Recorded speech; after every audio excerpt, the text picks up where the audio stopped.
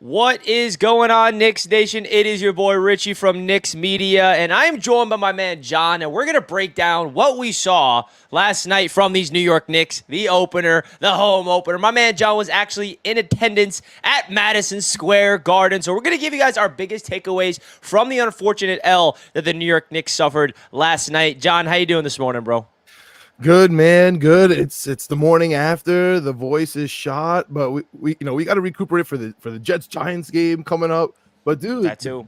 the Garden is back. It was the rivalry with the Boston Celtics. We're screaming at Celtics fans all over. Shout out to whoever's in section 111. We were in a battle last night with the Celtics fans around us. The Garden is back. The vibes are back. It's the same exact team, right? Plus DiVincenzo, which we'll get into all that. So yes, we will. It was really, really nice to be back. I'm happy to be back. But once we were midway through this game, I was not really happy to be back, Richie. All I could think was we're back to being the same old Knicks. Heart attack, down by a lot. Cardiac Knicks, fourth quarter comebacks, missed free throws, missed field goals.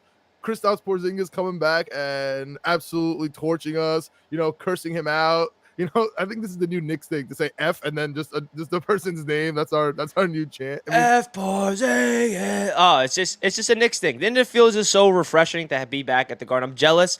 I wish I was there last night. Usually I catch every single home opener, but other things have been going on in my life. As you know, the roundtable wasn't able to catch it last night. But let's get into the chat before we get deeper into it. Shout out to Knicks Galaxy tuning in this morning. We appreciate it. Carl, great member of Knicks Media. He's been supporting Knicks Media from day number one. What's good, fellas? Tough loss last night. Yes, indeed it was. And we got LaSalle in the chat, who is a Brooklyn Nets fan. We both lose our first game. Don't overreact. We're not going to overreact, LaSalle. We're going to try to keep our heads up. But, hey, we'll see what happens as the season progresses. Now, that Knicks game was exactly what you said, John. It's what we're used to as Knicks fans. It's terrible from the opening tip, and then, oh my God, we got a comeback.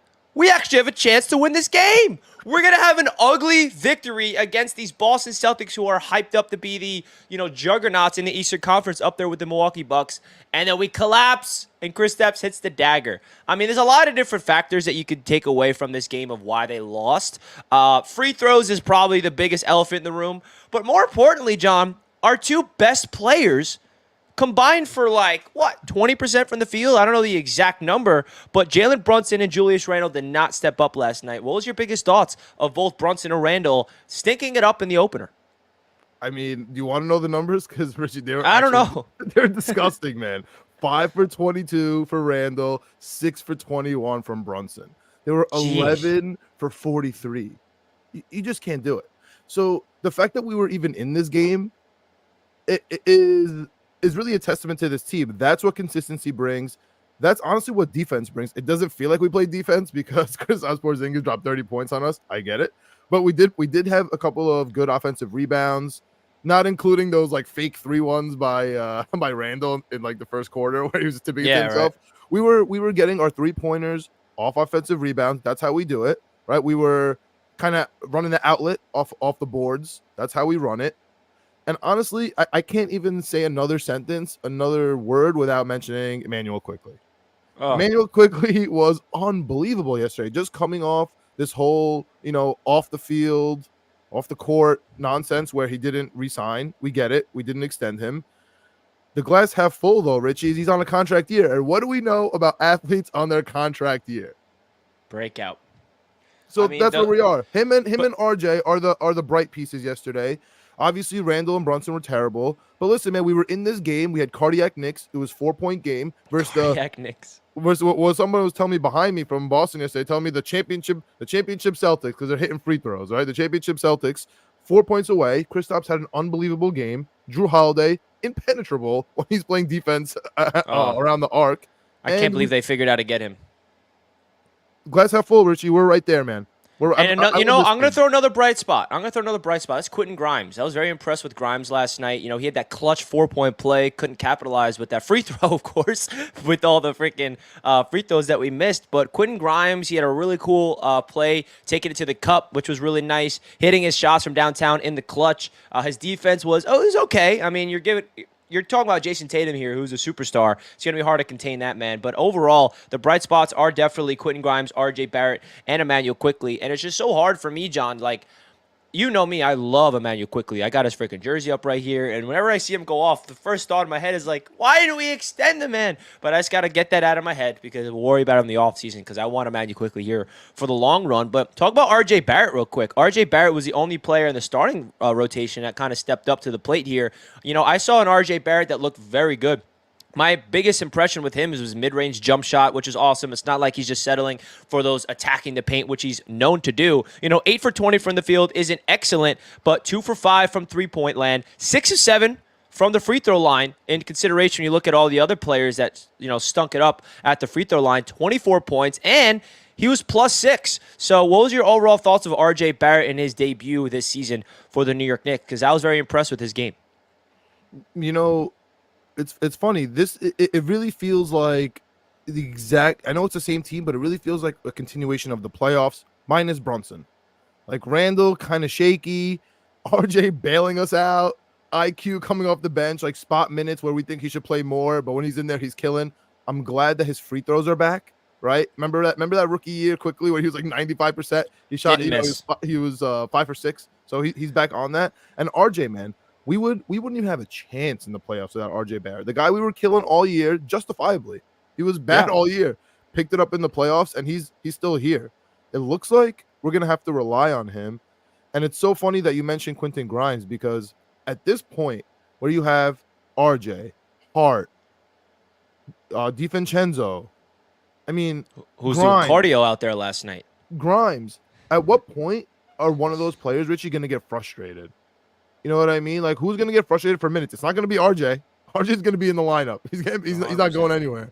So we just signed DiVincenzo. Is he not going to get minutes because of it? Is Grimes really going to get spotty? It feels like Grimes and DiVincenzo just got their minutes split, right? So I feel like that's where we're going. And honestly, man, it's just game one. I don't want to overreact. The refs, I mean, I'm seeing Awesome LA. You tell me he's a Nets fan. He's talking about Cam Thomas here. In the comments, we both had issues with the refs yesterday, right? I know he has comments about the refs. I know I have comments about the refs. I know. I mean, I want to know from your side, right? My favorite thing, like I go to Knicks games, I go to Jets games. My favorite thing is to hear from people watching on the broadcast. Like Richie, what was going on with the Kristaps elbow, forearm? And I have a question. Was that his second tech of the game? Because everybody around me was telling me it was. I don't know if it was. I thought Tatum had one.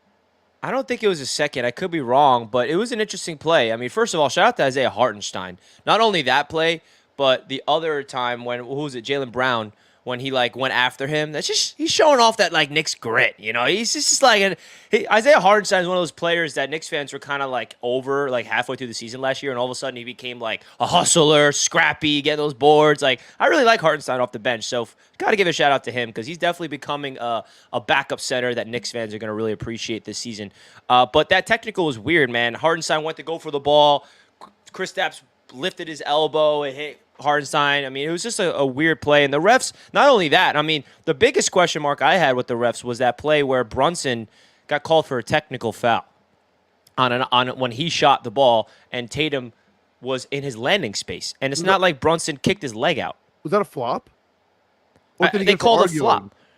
I don't even know what it was. It was just so confusing. I was just like, dude, Jason Tatum was landing in his space, and it was a foul. I mean, you talk about the modern day NBA, those are the fouls that you got to call if that's what the refs are going to call, right? If a player shoots and you land on the opposing defender's foot, that should be a defensive foul. But it wasn't. Driving me nuts, and it feels like, you know, we're talking about the NFL refs has been a big issue this year, and it sucks that the first NBA game we're already talking about the refs, which I already hate. I don't like talking about the referees. But let's flip this around, and let's actually talk about what to look forward to for tomorrow night's game against the Atlanta Hawks, I believe. So what do you got to see from these Knicks in order to really get things rolling, right? It's one game. It's like, oh, overreaction. If we won, we're going to the playoffs. We're winning the championship. We lost. Now we're like, oh, my God, can we make the play-in tournament? So, like, where are we at with this Knicks team? Like, where do we want them to kind of, like, hone in together? You know, it comes down to Jalen Brunson for me, bro. I have a lot of faith in him for not do this every single game. Randall, a little more up in the air. But Jalen Brunson, for him to have a stinker like this, and I know that he kind of played a lot better later on in the game, but overall, and I do want to actually, before we get into the Hawks, I want to get into the chat real quick, actually, because some people are saying some interesting things. Terrence says, Knicks did not look good at all last night. Still have problems shooting free throws and still have problems with shot selection. I think we may see a trade sooner rather than later. So, John, do you think that the Knicks are going to have a trade happening, like, soon? And that's the point I was trying to get at. I actually agree with Terrence here. We have a lot of players. You could just see it in game one that do the same thing. And the spacing just isn't there, right? We have Hart. We have RJ. We have Grimes. We have DiVincenzo. They're doing the same thing. I wish I get to see more of Grimes. I just don't know.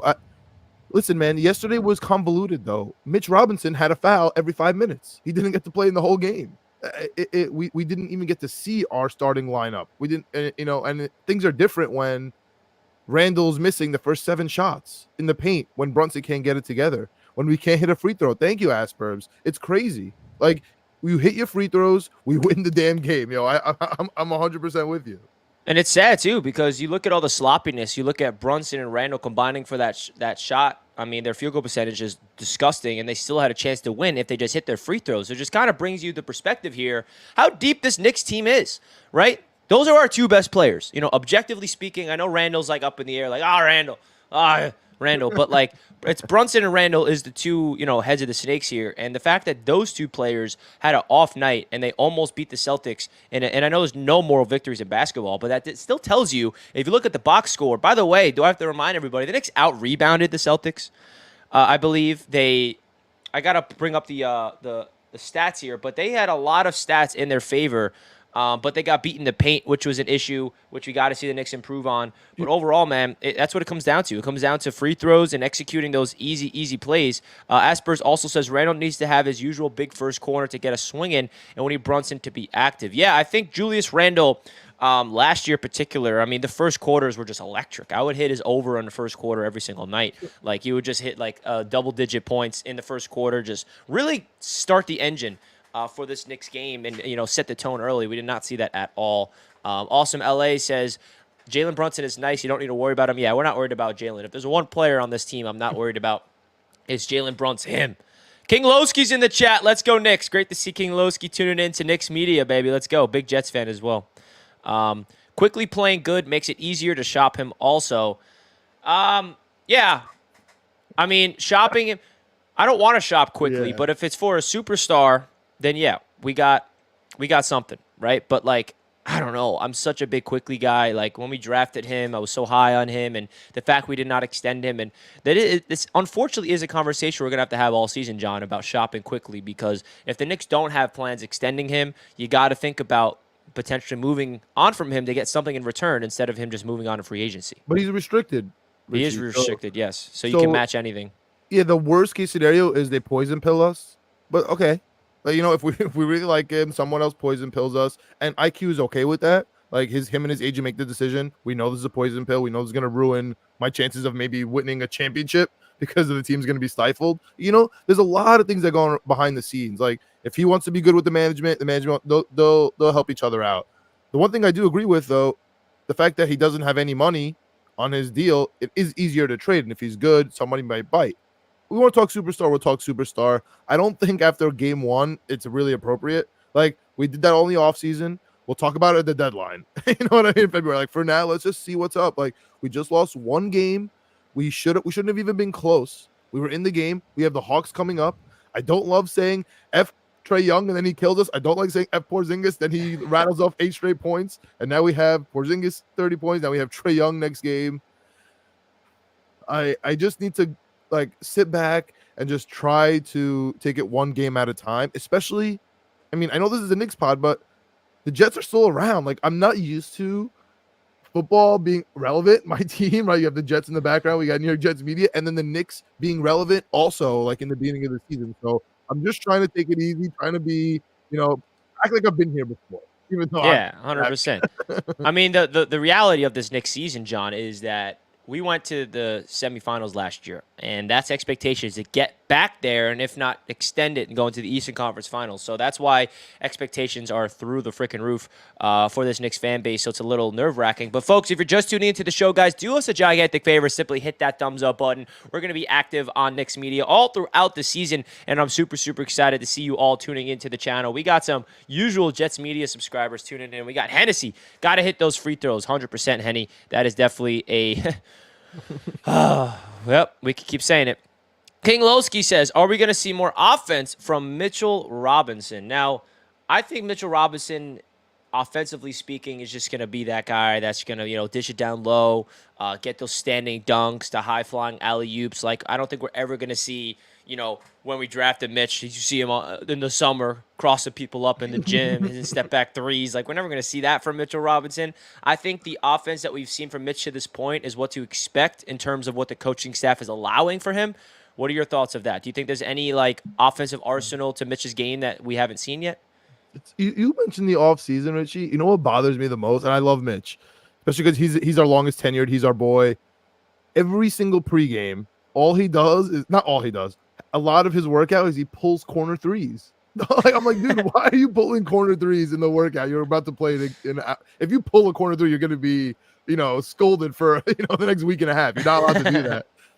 But That's hilarious. Let me just switch it up to Mitch's offseason and give him props for one thing. I thought he was lying. I thought he was BSing about his free throw improvement. He's talking about a little arc. It didn't show in the numbers, right? I mean, it's still not there, but he had a little bit of an arc. He had a little bit of an arc on the free throws. I'm feeling optimistic, but the question is on offense, dude. On offense, Mitch Robinson is lob city. He's Tyson Chandler. He's lob city. He's get the offensive board and put it back in, or get the offensive board and kick it out to the three and pop the three. That's our offense. I know it's crazy to say, but Josh Hart what did Josh Hart say? What was it? Was it the Cavaliers series where he was like, Mitch Robinson gets the offense, Mitch and Hartenstein get the boards in the paint. I get the long rebounds out of the paint.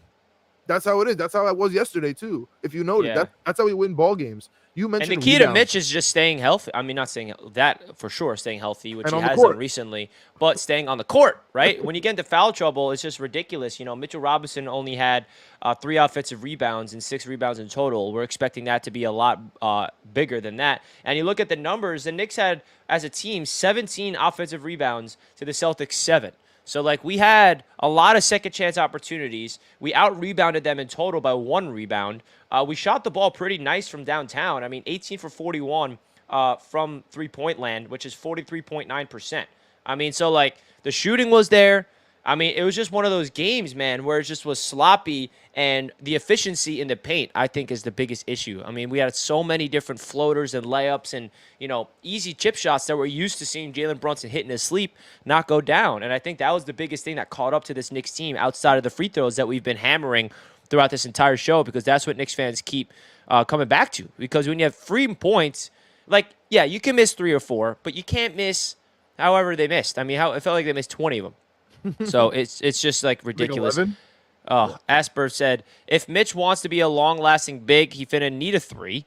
Look at every veteran big. They all develop 3s or out of the league. The faster he develops that 3, the better he will be. Well, hey, like John said, he's out there popping those 3s before games, so who knows, right? Don't think Mitch will ever be allowed to play like he wants to. I do think it's a coaching thing as well. Richie, what do you think about the rumors of Randall, RJ, Mitch, Fournier shit with Embiid? Now, I made a video about this on my channel a few days ago when the rumor came out. Now, listen, I mean, I feel like I've been making videos on my channel about rumors for a trade for years since Leon Rose got here, and we all know that it's going to happen eventually, a trade. We don't know if it's this season before the deadline, if it's next offseason, but the reality is Leon Rose has been building trade capital for a big-time trade since he got here. And the reality is he's been very patient about it, which I kind of envy in a way. We don't want to be impulsive and say, oh, I got all these draft picks. Let's go out there and go all in for Donovan Mitchell for everything, right? He was smart with that trade. He's looking after this guy, looking after that guy. And if the Philadelphia 76ers thing kind of falls apart, James Harden, that, Joel Embiid wants to break free, I don't know. What's your thoughts, John? If Joel Embiid does become available, would you feel comfortable giving up a big-time package of 3 first-round picks and a package that could include 3 of the 4 players listed in the rumor of RJ, Randall, Mitch, and Fournier? I mean, Where do I have to drive down 95 to make that trade? Because here's the thing, Richie. The Knicks have a plethora of picks. You know why that rumor came out, if in my opinion? Because that's what the Knicks want to offer, and the Philadelphia 76ers was like, no way I'm taking that. No way they're taking 3 picks and Randall and a couple of guys who, is very important. Randall changed his agent from CAA. Very, very important to note. Joel Embiid was Leon Rose's literal, like that was his agent. So another important note. So the ties are all there. We know the Knicks need a center.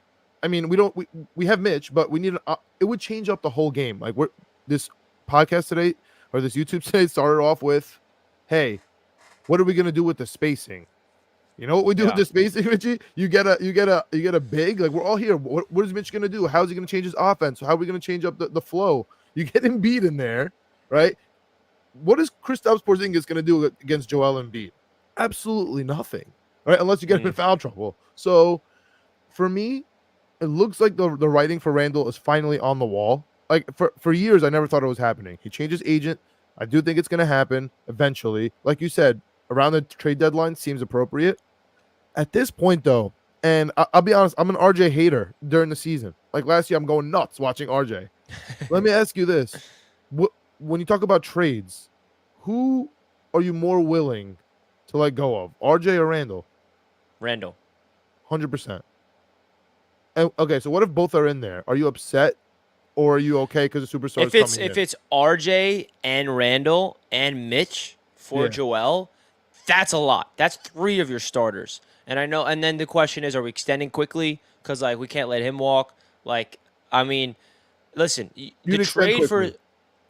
Yeah, they would have to. I mean, are you kidding me? Like, to trade for a superstar, you got to give up a lot of your own, right? And that's the sad reality of, this Knicks team. It's like we have grown to really love this team because it's really rare for a Knicks franchise that I've been at least growing up watching in my 25 years of being on this earth that, like, when have we ever drafted and developed a team that's, like, so fun to watch them grow together, right? We drafted quickly. We drafted RJ. We drafted Mitch. Like, now Quentin Grimes. I mean, I can keep going. The list goes on and on. We've never drafted and developed a young core.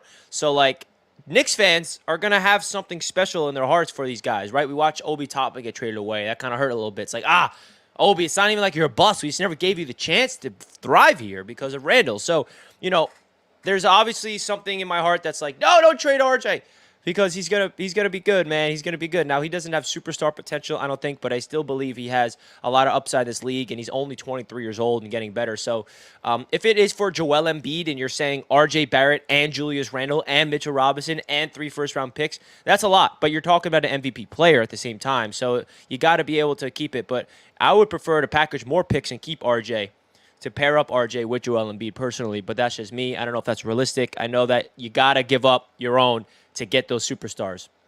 It just feels like if it's in the rumor mill, that means it's been rejected. That's just my feeling on NBA trades. Also, it sounds like, you look at all the trades that the Knicks were pursuing last offseason, and, everyone was on the table. It feels like everybody on this Knicks team is tradable right now besides Brunson. And you can argue Josh Hart and DiVincenzo. I don't really see them moving on from them. 3, the Villanova boys. But speaking of the Nova boys, where the hell were they last night?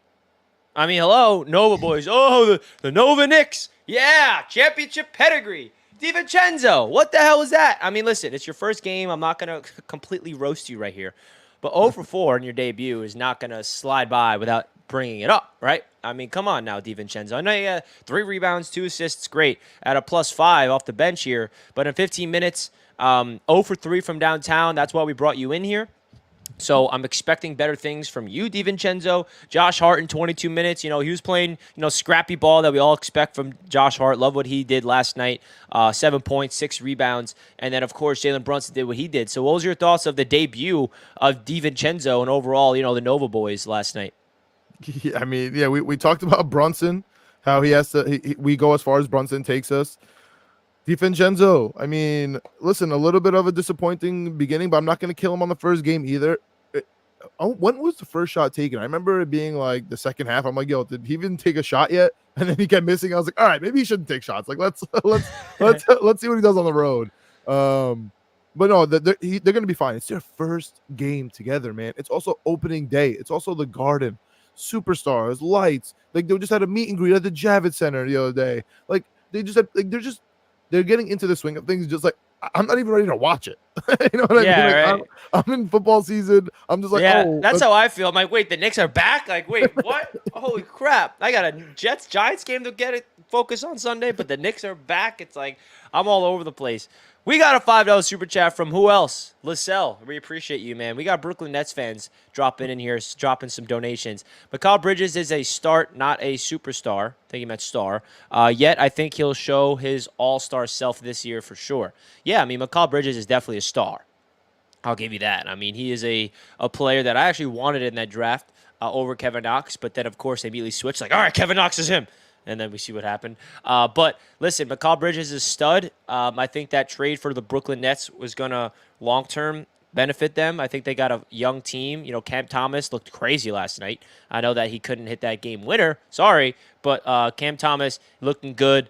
Brooklyn Nets, very interesting to see what's going on with the Brooklyn Nets this year. They're a young team that's like, you know, they were championship contenders for pretty much the last 3 or 4 years, and now look where they're at. So, Lissell, we appreciate the super chat as always, and thank you for tuning in to Knicks Media, even though you are a big Brooklyn Nets fan. So, guys, we're going to wrap things up here in just a few minutes. I just want to thank John for waking up this morning and having some Knicks talk with me, taking some time out of your day.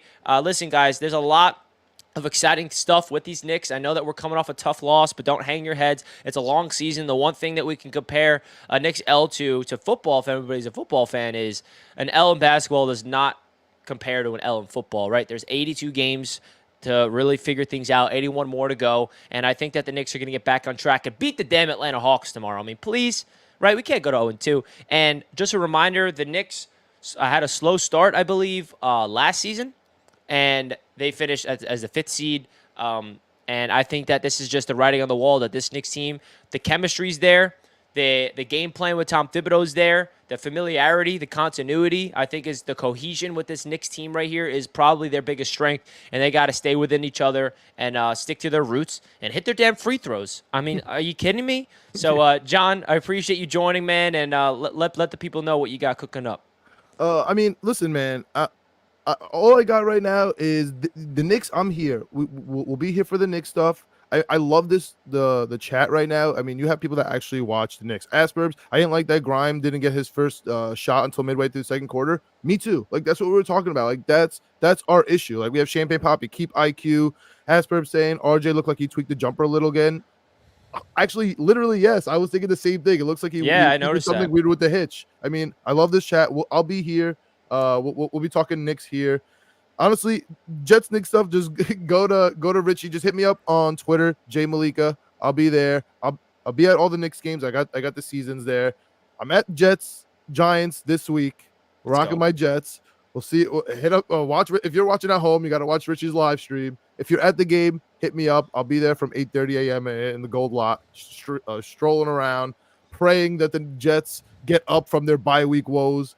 You know, and hoping that the Knicks are pulling it together. So, absolutely. Well, John, again, appreciate you hopping on, and I'm excited for you to keep coming on Knicks Media in the chat. Thank you all for tuning in to Knicks Media. You guys are really interactive, and we appreciate all your takes and your thoughts of the Knicks loss last night. Next time John's on, we're going to talk about Knicks win. Okay, we got to talk about Knicks win. So, John, appreciate you, my man, and shout out to everybody in the chat. Hit that thumbs up on your way out. Let's go, Knicks. We'll catch you guys next time. Peace.